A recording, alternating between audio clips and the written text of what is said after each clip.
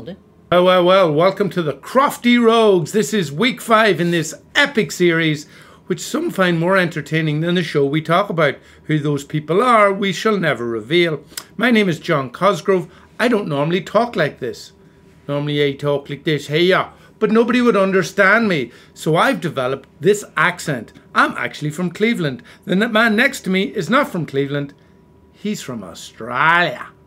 G'day. My name is Stephen Quinn, and yes, I am also part of the Crofty Rogues. Now, in our normal daily lives, we do a show called the Crafty Rogues, but because of our relationship with the Celtic Croft, we have become the Crofty Rogues. Let me ask you something. Fire away. Because part of what we do is we review Men in Kilts. And not to give the game away too early, but having watched this week's show, Yes?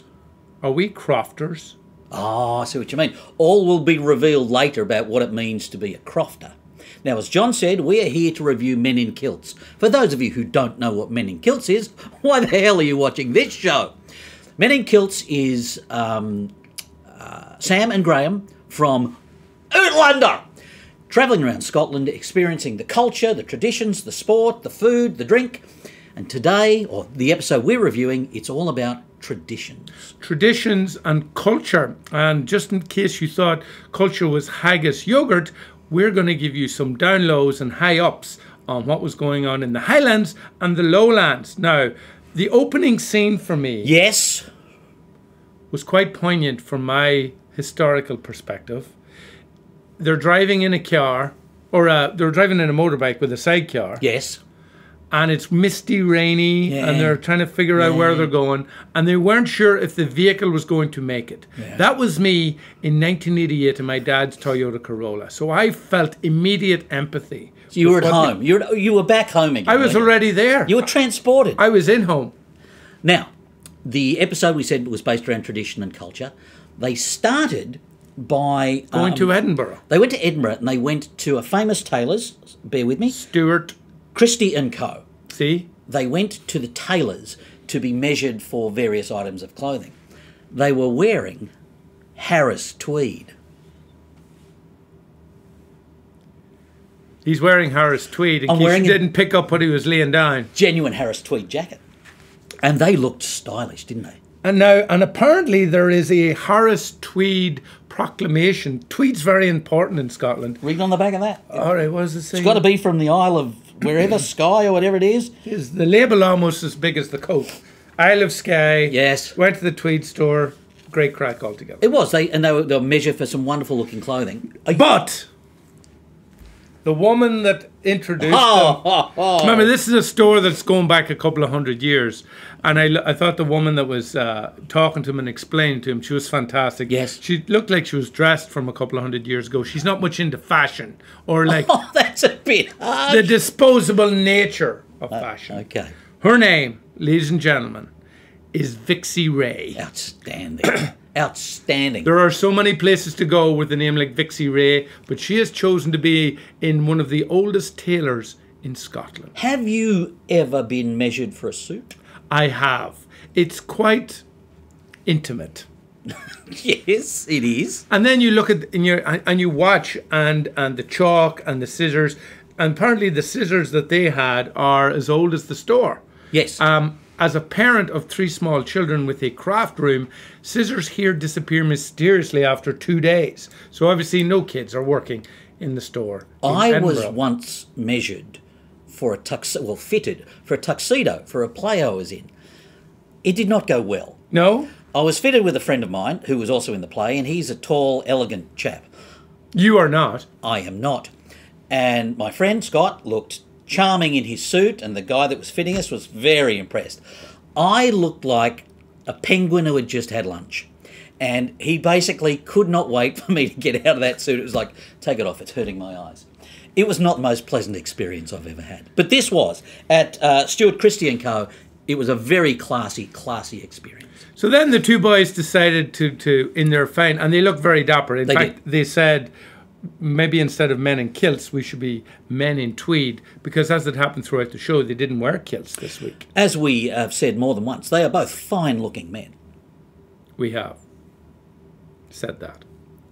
I thought you were going somewhere. No. Okay. Well, where they were going was to Gaelic class. Now, Gaelic is a language, or they call it Gaelic. Gaelic is a language from Ireland. Gaelic is a language from Scotland. But I heard a few words that the teacher, who shall we say, was a little stern.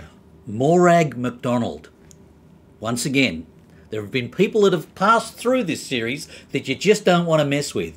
You don't want to mess with Morag MacDonald.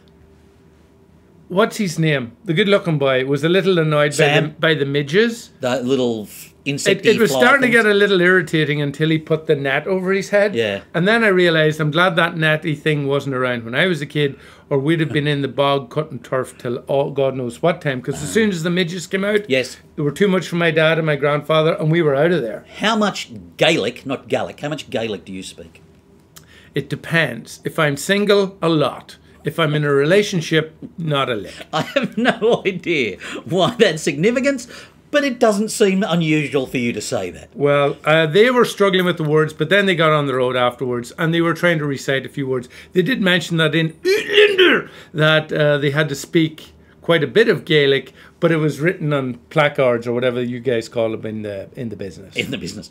I may have this wrong, but I think the word for whiskey, or the words for whiskey, is Ishkabaya. Ishkabaya. Now, I know that because it's the same in Ireland. Ishkabaya, water of life. And let me tell you, me and Quino love Ishkabaya, and we love the water of life as well. Do you, John P. Cosgrove, love herbalism? I can't say that I'd thought about it until I watched it. This part of the show where your woman was running around the garden. Your woman, whose name was Claire Marcello, henceforth known as your woman, was running around picking up flowers and rubbing them on the two boys.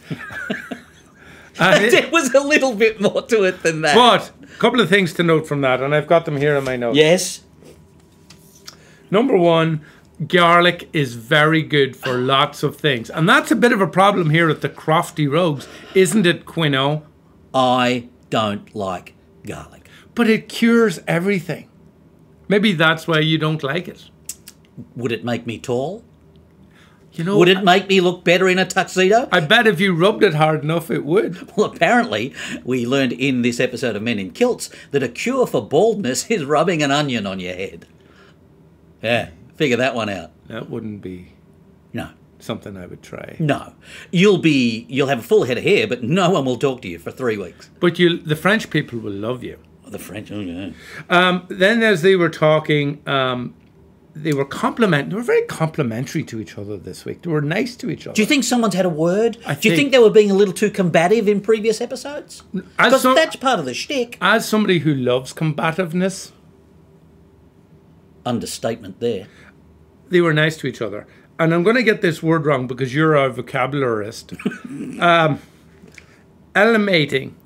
What? Elimating? He said he was elimating. He was on fire. No. Okay. Immolating. Immolating? Yeah, something like that. It's not Gaelic, is it? It's not elimating. It's not Gaelic? No. But it means he was on fire. Yeah. Are we elimating right now? No, we're rambling. Let's move on. Speaking of rambling, good segue. They go to basket weaving. Okay. Time out. Universal time for a pause. Sam had a crack at it, full of, the exuberance of competence. He thought he could do it. And he said, "This is fun." I have to say... It didn't look like fun. It didn't look like fun to me. No, it didn't. The ladies who were doing it, Lisa and Anna, were really gifted at what they were doing. It just didn't look fun to me. One of them sounded like she had a South African accent. Or I was getting Scandinavian out of it. But that's where we did that. Yeah. Well, Scandinavia and Scotland are pretty close. You're going for a sort of a Scandinavian look here, aren't you? I'm going for a trawler, off the trawler. Yeah. I'm going down to the drag club sort of look. You've probably taken it a step too far. You could have left it at the trawler and thrown in a couple of langoustine references for credibility. But it's not a food and drink episode. No, it's not. It's culture and tradition. It is.